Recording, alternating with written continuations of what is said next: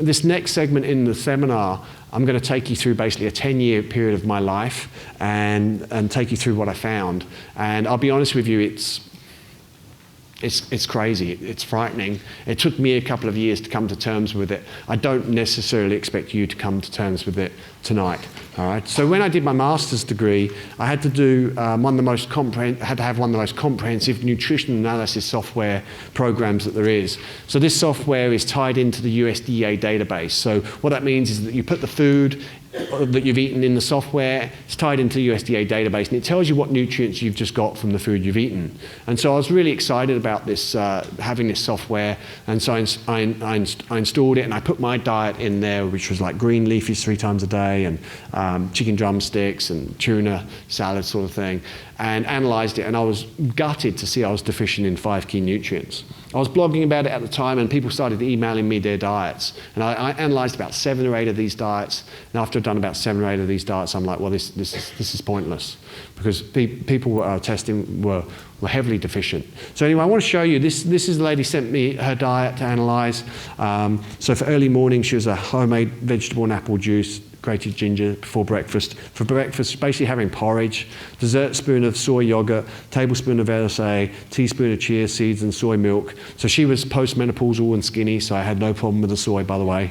Cup of tea. For morning tea, she was having a handful of almonds. For lunch, so she was having 2 cups of vegetable and chicken soup, 2 rice breads with avocado and tuna, a couple of mandarins. For afternoon tea, she was having a green tea with rice breads and tahini spread, carrot. And then for dinner, she's having 2 fillets of teriyaki, spinach and silver beet mixed, carrot, parsnip and onion mashed, a cup of peas, and a licorice tea before bed. So what do you think of that diet? Pretty good? It's pretty good. It's a clean diet. It's definitely a clean diet. Yeah, it's pretty good. And so she was getting 55.8% of her calories from carbohydrates. So she was actually just on the carbohydrate side of mixed, absolutely spot on. She was getting 97% of her calorific need from that diet. I think she was quite tall and 68 kilos, so yeah, pretty good. And so when you start looking at the nutrition analysis side of things, with nutrition analysis you have the nutrient, and then you have the RDA, which the RDA is the recommended daily allowance. That's the minimum you need not to have a disease deficiency. So with iodine, we've spoken a lot about it tonight, 150 micrograms of iodine, that's the minimum you need not to get a goiter, not to have your thyroid. So we're not necessarily interested in what's the minimum you need not to get a goiter, what's the optimal amount for human health across the population. And so this is called the SONA, Suggested Optimal Nutritional Allowance. And that was developed by the Alabama Medical School. And like I say, they looked at what is the optimal amount of nutrients for human health in the modern world. And so when we look at her diet, with vitamin D, she was deficient and below optimal. Vitamin E, she was deficient, below optimal. Vitamin C, she was fine. Folic acid, she was deficient, below optimal. Niacin B3, she was deficient, below optimal. Pyridoxine B6, she hit the minimum, was below optimal. B1, thiamine, she hit the minimum, was below optimal. Calcium, she was deficient, below optimal. Selenium, she was deficient, below optimal. And then zinc, she hit the minimum and was below optimal. And so, yeah, so she hit 40% of the IDAs of these 10 key nutrients, 10% of the optimal, so she's stuffed. She is. I mean, you've got no chance, no chance. And so I couldn't understand this. I couldn't understand why my whole life I'd kind of believed that you just eat a good diet and you get what you need. And so it just didn't make any sense to me. So I then started playing with the software and started going, well, what do I need to eat to hit the RDAs? And so I started playing with that, and this is what you need to eat. So you need to eat your green leafies 3 times a day, some quality protein, and you need to eat seaweed every day, beef liver every day, sardines every day, and Brazil nuts every day. And if you do that, you hit the RDAs. So for a couple of years, I tried to do that. No kidding. And I burnt myself out of liver, basically. Really can't eat liver anymore. And so I was still sort of looking at this going, well, this doesn't make any sense. Surely if somebody, if we're that deficient, people would have studied this And they would know, it would be in the literature. So my undergrad degree is in experimental psychology, so part of that is I'm trained in reading and writing research. And so I went to the research. And what I found is that we know that we're heavily deficient. So vitamin D, 84% of New Zealanders are deficient at vitamin D. Okay? So you could have leaky gut syndrome just because you're vitamin D deficient. Vitamin D controls the tightness of the epithelial cells in the small intestine. So if you haven't got enough vitamin D, you could have leaky gut no matter what you're eating. Now, we do get vitamin D from sunshine. So in New Zealand, you need to be outside between 11 and 3 in summer without sunscreen to make vitamin D. You know, a lot of people aren't doing that. And so it is also a fat-soluble vitamin. So one of the best food is animal fats. One of the best food sources is lard. But the pigs need to be outside, you know, in summer between 11 and 3 without sunscreen in order to be able to make vitamin D so that it's then in the lard. All right. So iodine, 91% of New Zealanders tested are deficient in iodine. All right. So we're a heavily deficient country regarding iodine. B12, 40% of New Zealanders over 65 have some degree of B12 deficiency. Selenium levels, New Zealand blood selenium levels are 1.1. Folic acid, the government are looking at putting folic acid in bread for pregnant mums because they're not getting enough folic acid. Well, what about the mums that aren't pregnant? Don't they need more folic acid? Yeah. Selenium levels, we really want them above 1.6, 1.7, so that once you get above, the cancer protective effects of selenium occur at 1.6, 1.7. There's a huge reduction in cancer once you get above there. Because, selenium makes a base antioxidant glutathione, which protects your cells from damage. Yeah, so thank you. So zinc, I've already mentioned around zinc deficiency and what we found testing. And then we know in the literature that New Zealand soils are deficient in boron. So without boron, you can't lay down bone to protect against osteoporosis. New Zealand soils are also heavily deficient in chromium, which is, again, really important for stabilization of blood sugar levels. So we're just not getting the levels that we need. So then I started looking and researching, going, well, why are we so deficient? I still didn't get this. And so I started looking at mineral depleted soils. When you start looking at mineral depleted soils, the USDA data shows there's up to a 38% decline in protein, calcium, vitamin C, phosphorus, iron, and riboflavin, that's B2. From 1941 to 2001, it was found that iron, zinc, copper, magnesium, selenium levels have declined 63%. Same deal in the UK. And so currently, at the moment, nobody's paying farmers enough money to put trace minerals back on the soil. We're intensively farming the top 12 inches, and nobody's putting the minerals back in. Well, not nobody, that's not true. Some people are, but most people are not getting paid enough.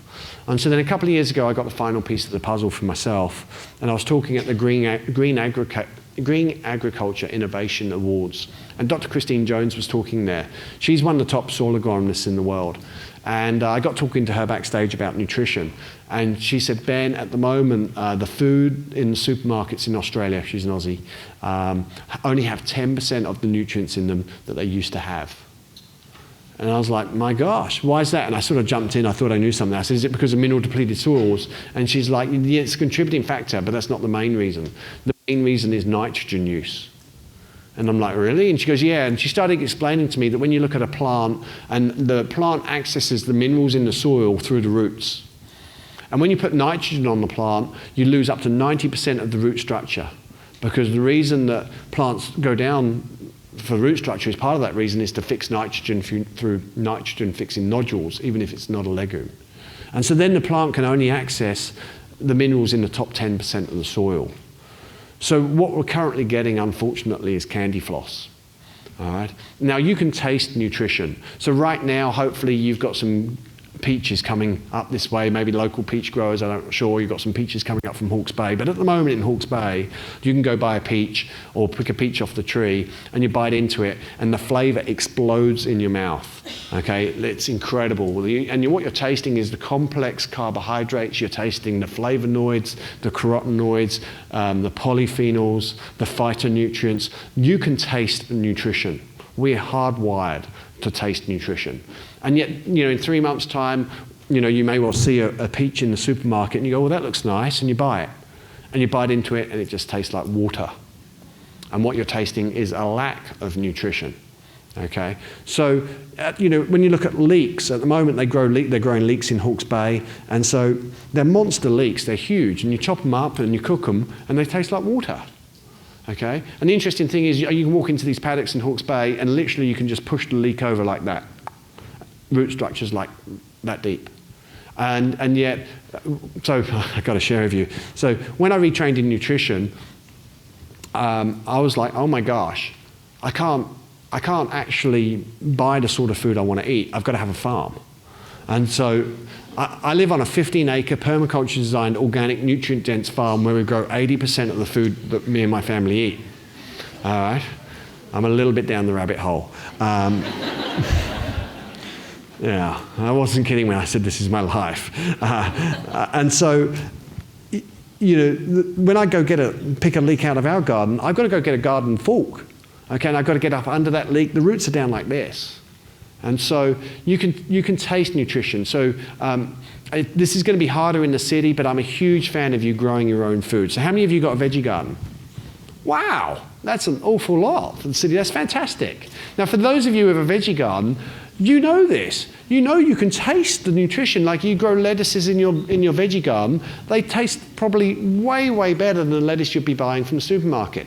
And so even if you live in a flat, even if you've got like just a balcony, I'd highly recommend you get some planters, okay, and get some leafy greens going in there. And then at least you've got some leafy greens, so in the morning just go leafy greens, okay, and you can just throw them in a green smoothie, or you can throw them under your eggs and get your day started with some fantastic nutrition. Or make a big salad, okay, and there's your big salad that you've then got for lunch. And I'm a huge fan, by the way, of making monster salads. So like whenever we make it like a coleslaw or any kind of salad, we just like make a monster salad and like get huge mixing bowls, and then you've got salad for the next 2 or 3 days. Okay, all you need to do is then throw some protein with it, depending on your macronutrient profile. Super easy. Cook once, eat 3 times. Really, really easy. Okay. Yeah. Yeah. So yeah, organic, generally the research does show that organic does have more micronutrients in it. And so, especially in New Zealand, because we've got such strong organic brand. But the best thing about organic is that you're not getting the pesticides and the herbicides, which are xenoestrogenic. So it's minimizing the load. Now, I mean, obviously at the moment organic's niche, and I'm not sure whether here I don't know how expensive it is, but start looking at farmers markets, look at local producers, speak to the producers. You've got some incredible little farmers markets around the place in Auckland, one out at Grey Lynn, where some of the BPO team, I know they go get their food there. So you've got it around. Okay, it's about valuing these things. So what I'd recommend is eat a varied, nutrient-dense diet that's right for you, and then top up with nutritional supplements. And I don't necessarily, I mean, we have our own brand of supplements. I don't necessarily, it doesn't have to be them, but look at a high-quality supplement, because you've got to be getting these nutrients that your body needs to function, okay? You've got to be getting what your body needs, yeah. How do you know if you, oh gosh, that's a good question. How do you know if you've got a high-quality supplement? Well, like most things, it's you get what you pay for. So that's generally a pretty good. That is generally a pretty good.